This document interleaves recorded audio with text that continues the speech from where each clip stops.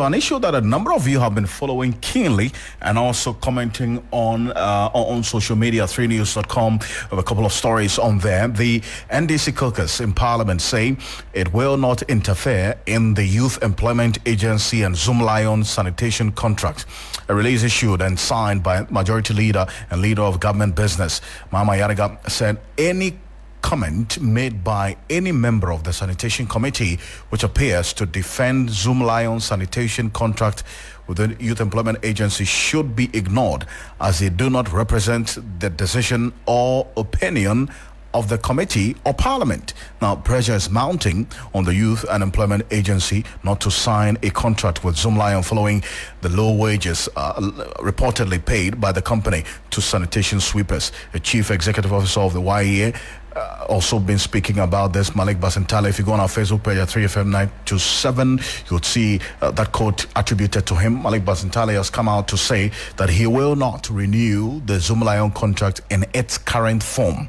Now, the former YEA CEO, Kofi Japong, has also issued a statement denying renewing the said contract with Zoomlion before exiting office. Now, the release said the National Democratic Congress Parliamentary Caucus in Parliament has not authorized the Sanitation Committee of Parliament to interfere with the work of the Youth and Employment Agency.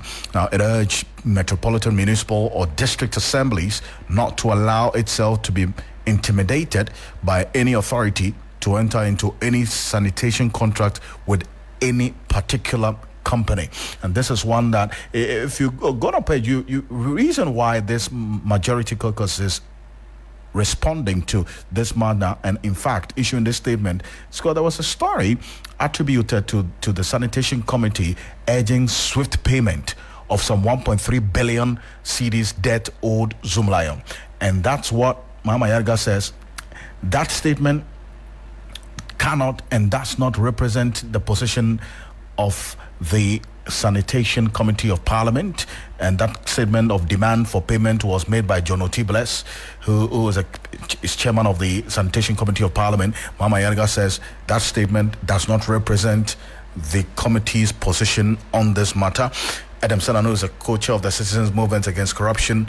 He's been following this quite keenly as well. Sanano, thank you so much for your time on here on Hot Edition. First of all, I want to find out from you how all of this matter related to whether or not to renew the contract of the Zoomlion, and then also the concerns about allegations of corruption in them.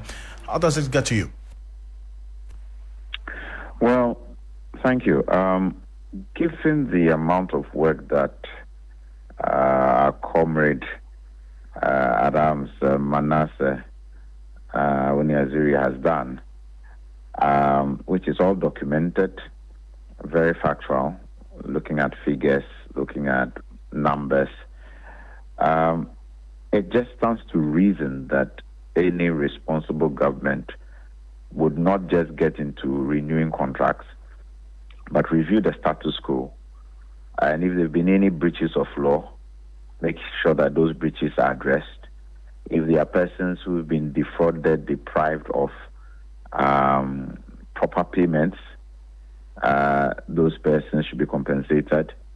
If there are services that have not been provided yet paid for, all of those must be taken into consideration as to whether to renew or not.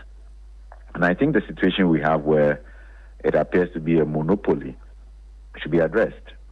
We don't get the best results when you have single entities providing these kind of services across board.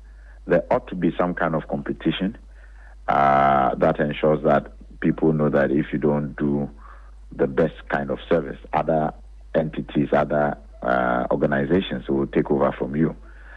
So I think it's in the right direction that people are questioning the contract and its renewal.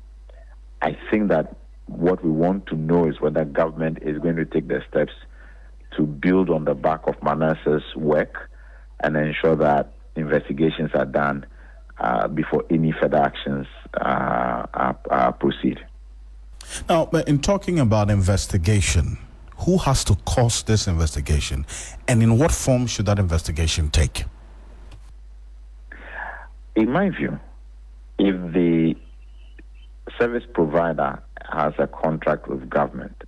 The entity of government that is supposed to be receiving the services, for which civil society and other entities have done investigation and say, look, this is not actually providing the quality of service, nor is it actually meeting the needs of the people.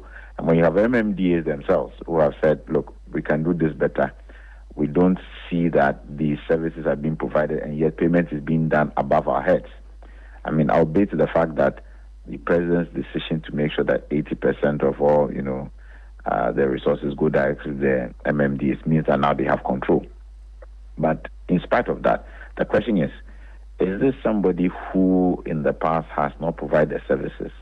It is the service recipient who needs to do the investigation and draw a conclusion whether the service provider deserves to have a renewal or not.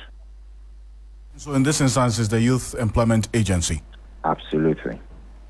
But then again, considering the details of the said letter, in fact, a statement from the majority caucus signed by the majority leader, Mahama on this particular issue, and which is coming on the back of a demand made by the chair of the sanitation committee, an NDC MP, John O.T. Bless, appealing to government to pay some 1.3 billion cedis debt owed to Zoomlion. And then the majority caucus comes out to say, you know what, this statement by John O.T. Bless doesn't represent the committee's position on the matter. We do not want to get into it. How does all of this play out for you? I mean, it's really intriguing. I mean, why should a minority, be saying pay Zoomlion? And the evidence has been that every time Zoomlion is being paid, there are many people who say they haven't performed or provided the services that they are being paid for.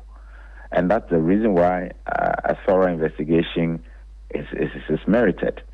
But yes, it's intriguing. Why should a minority be saying this when they know that MMDAs, as well as other parties, have highlighted and emphasized that the service delivery is poor? So one needs to take that into consideration. I'm glad that the majority are saying, look, it's not the parliamentary committee that's giving any endorsement to this, and so we should all ignore that. I'm glad that Malik Basintale has said that he's not going to renew, except that the tail end of his comment, in its current form, I find interesting. What does that mean? Does that mean in another form? That's not what we want to hear. What we want done is let's have a thorough investigation of whether this organization even merits a renewal at all. And why don't we have other competitors so that we ensure that we get value for money? So there are much more major issues, and not just to suggest that we will not renew in its current form. I think that part of the statement is something he may want to review and reconsider. If there is a thorough investigation, we might arrive at a point where we'll say that Zoomlion does not deserve a renewal. And so let's not jump the gun. I see. So whatever consideration or whether or not to renew the contract must be after a thorough investigation. That's your call. Absolutely. Absolutely. Let's see whether we've had value for money, if there's money that should be paid back. Don't forget that the original JIDA committee, I was a member, in 2014, and there were many places where we found that the work had not been done, and yet money had been paid. And in our recommendations then in 2014, we said so that, listen, we don't understand this where people are not confirming that work has been done and a certificate of, completion provided before payment. How can people be paid millions when work has not been done? And so historically, and that's 11 years ago, at least 10 years ago. So we have a keen interest in ensuring that we don't have monies being paid at a time when this country needs those resources to persons who have not delivered on any service. That's a major issue. There's also the issue of the staff who apparently are being paid, is it a quarter or less than a quarter of what Zoomlion is receiving? Is that conscionable? Does it provide them a living wage based on our standards in this country? and those issues that if it were any other company would take them to court on, shouldn't we be acting? So there are substantive issues that ought to be addressed. Mr. I appreciate your time on this. Thank you so much. And thank you for having me. Adam Senano is the co-chair of the Citizens Movement Against Corruption there. But a Chinese